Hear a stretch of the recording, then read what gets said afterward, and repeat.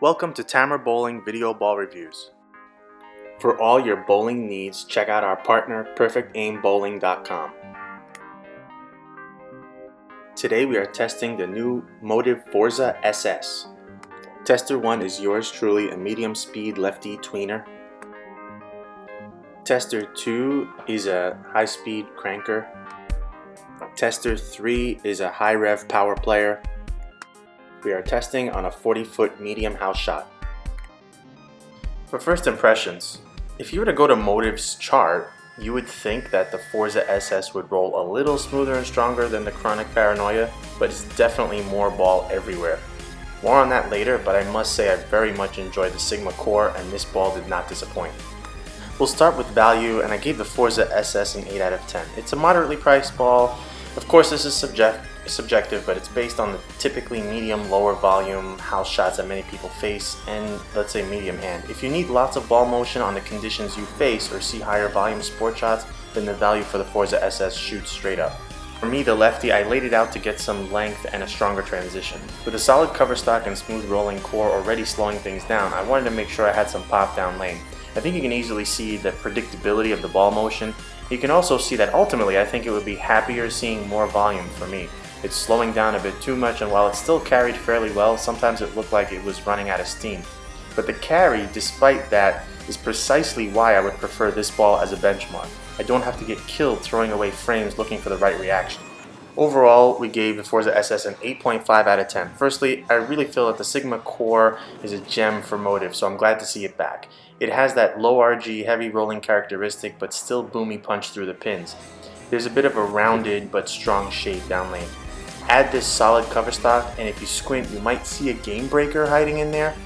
You can throw this ball with confidence that it has both the traction with the solid cover stock as well as the down lane motion to pop back to the pocket. And it's controllable and easy to understand the ball motion. This is the type of ball motion I consider much more of a benchmark than, say, the Chronic Paranoia for the average bowler. The Chronic was very smooth and much more even front to back, and while that's great for control, at times it made it hard to carry. I believe with the more boomy motion, it still provides control in that it moves, but predictably. So whereas at times I was concerned the Chronic was going to be underreacting, the Forza SS not so. Greg had an even easier time throwing this ball on this medium house shot. Even though he has more revs than I do, he also has more speed and more tilt, which made this ball just right for him.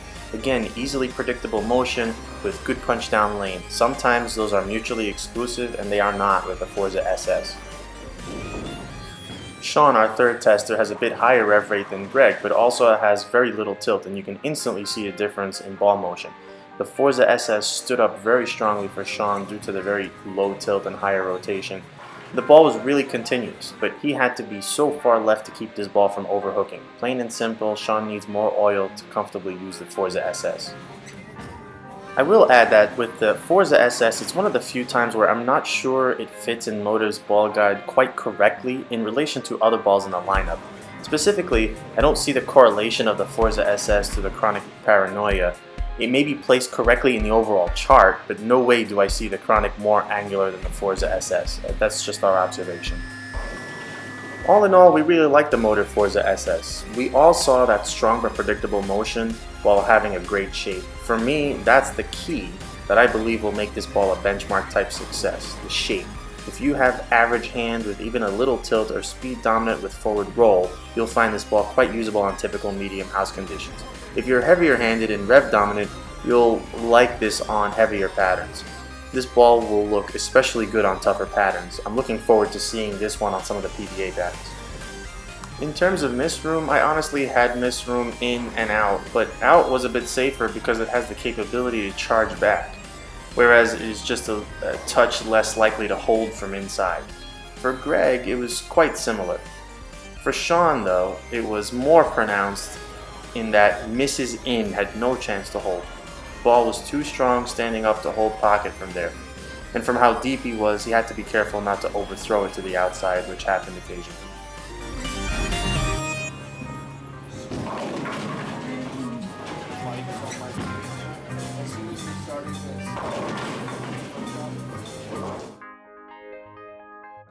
Thank you for watching Tamer Bowling Video Ball Reviews.